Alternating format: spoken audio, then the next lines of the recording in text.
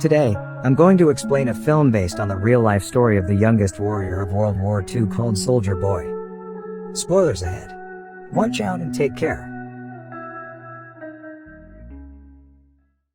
The movie begins in Russia, where a family of 3 sit by the river, enjoying their time. The youngest of them, Sergei Aleshkov, boasts to his elder brother and mother about him being on top of a tree, when suddenly, German fighter jets fly overhead. The mother asks her kids to quickly hide in the bushes, but the 6-year-old claims he is not scared and strikes the jet with a slingshot. To everyone's surprise, he manages to hit the jets and explode them. But when he looks around, his family is gone. Sergei wakes up frightened from the dream and calls for his mother. Just then, someone knocks on his door. Assuming it is his mother, he runs towards it, but a neighbor woman comes in panicking. She thanks God for keeping him alive, and informs him that his mother and brother are dead. The little boy cannot comprehend what she is saying, and wants to stay in the house to wait for his mother. The woman tells him that the Germans have attacked them and that he should run away. Just then, some soldiers approach their house. The woman makes Sergei run out through the window, but is shot dead before she can join him. The little 6-year-old is now on his own, with no family and friends. As Sergei runs away from the house, he sees his whole neighborhood burning behind him. He calls for his mother in vain, and runs away from there. After running for a while, he ends up in the middle of the woods. The little kid starts to call for his mother to come and get him, because he is lost. That night, he stays in the jungle. The following morning, we see him drink water from a river, when the enemy soldiers approach his way. Sergei, knowing that they are dangerous, quickly hides inside a tree's roots.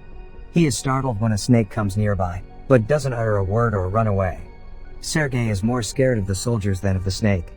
The soldiers eat by the river and go away, after which Sergei takes their leftover food and devours it for the night.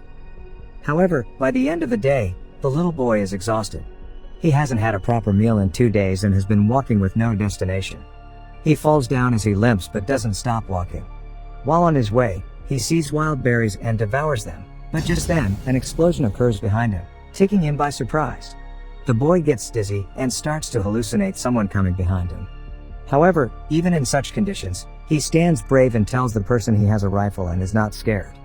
He limps forward but falls unconscious after a while. While he is asleep, 2 soldiers approach him. The scene cuts to the Russian army base where Commander Kuznetsov waits for his patrol soldiers. They come in with the little kid who is injured and weak. When the soldiers claim they are on his side, the little boy opens up and introduces himself. The soldiers laugh when the kid shakes his hand with the commander, suggesting he introduce himself too. The soldiers feel affectionate with the little kid, and circle him around. They make him drink water and feed him. Even the otherwise cold commander takes care of the kid. A nurse named Katya dresses Sergei's wounds, and is charmed by his personality too. The kid asks her to draw a tank on his wounds, because he wants to be a soldier when he grows up. Even the injured soldiers talk to the kid, and feel lighter. Sergei is fascinated with the commander's gun and his badge. The commander too answers all the little boy's questions, and lets him play with his honorary pistol after taking the bullets out.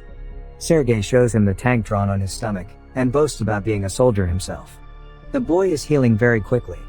The nurse Katya asks the commander to let the boy stay with the battalion, but he disagrees, claiming that it won't be safe. He wants to send Sergei to an orphanage. The soldiers spend all their free time with Sergei. He is visited by many throughout the day. They bring him food sent by their families from afar, and even let him play with their binoculars. One day, a soldier goes to the commander to ask him to let the boy stay with the battalion. The soldiers have grown a close connection with the kid, and think of him as their own. His presence takes the weight of war off their chest. However, the commander is adamant about sending the boy to the orphanage, for his own safety. The following day, the enemies attack, and many soldiers are hurt. A vehicle comes to fetch Sergei to take him to the orphanage. The commander breaks the news to the kid, and gives him a wooden honorary pistol as a gift. The boy in turn hugs him, claiming that he is scared for the commander's safety. The commander melts in his embrace, and changes his mind. He asks Sergei to stay with the soldiers as his son. That night, the soldiers look for little soldier clothes for the little boy. They are over the moon to have Sergei stay with them. The commander wakes Sergei up and gives him the clothes. He wears them and runs around, looking like a real soldier. The others start calling him their little soldier boy. As the kid runs around, the Germans launch an air attack on the battalion. The soldiers quickly take Sergei to a safe place and fight the others. The number of injured soldiers grows rapidly. Sergei wants to make himself useful, so he brings water to thirsty soldiers. One of them asks him to read a letter sent by his family because he has a bandage over his eyes. The little boy wants to help, but doesn't know how to read. He takes the letter and starts making up the things written on it, claiming that the soldier's cow is safe back home. When the soldier says he doesn't have a cow, the others tell him to go along with the story and laugh. He reads everyone else's letters in the same fashion and cheers them up. In the following scene, we see Katya and the commander talking.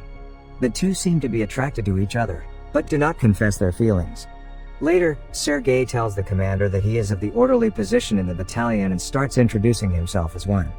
However, the boy then sees one of the soldiers stationed destroyed from the attack. The commander teaches him to take his hat off to pay respect to the dead soldier.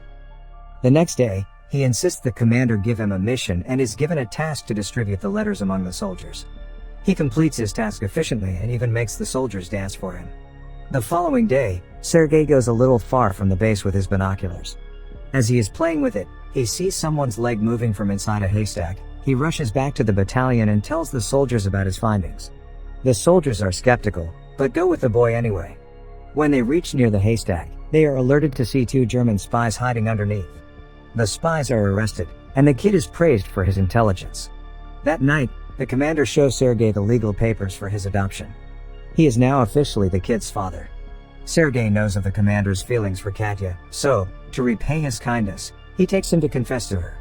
But the two see her talking to a different man, and wrongfully assume she is interested in someone else. The base is attacked by the Germans again. This time, Sergei helps the soldiers with all his might, by supplying ammunition to the soldiers in the front line, but the soldiers there command him to go back to the shed because it is too dangerous outside. When he comes to the shed, he sees the commander and others panicking because the phone's connection with the colonel is lost. A soldier is sent to fix the broken wires.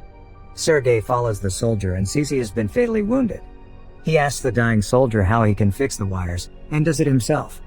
The connection comes back and more troops are called. The 6-year-old saves everyone's life. Later, we see the commander and Katya talking by the river. The commander finally confesses his love for her and asks her to be Sergei's mother.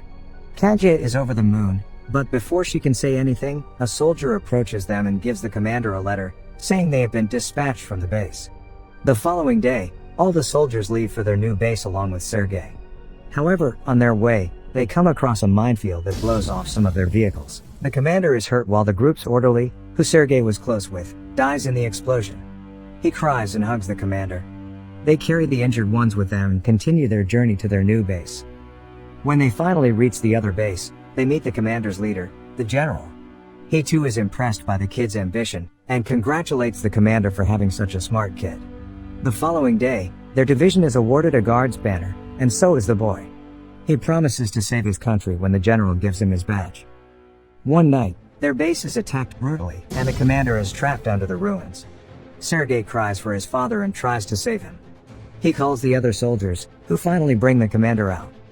The next day, Sergei approaches an injured commander. His hands were hurt while trying to save the commander. The kid is now an inseparable part of the team. He doesn't have a family beside them, and moves wherever they go in the war. The movie ends as the regiment is seen moving to another base. A voice in the background narrates that he even took part in the Stalingrad battle, and reached Poland with the soldiers.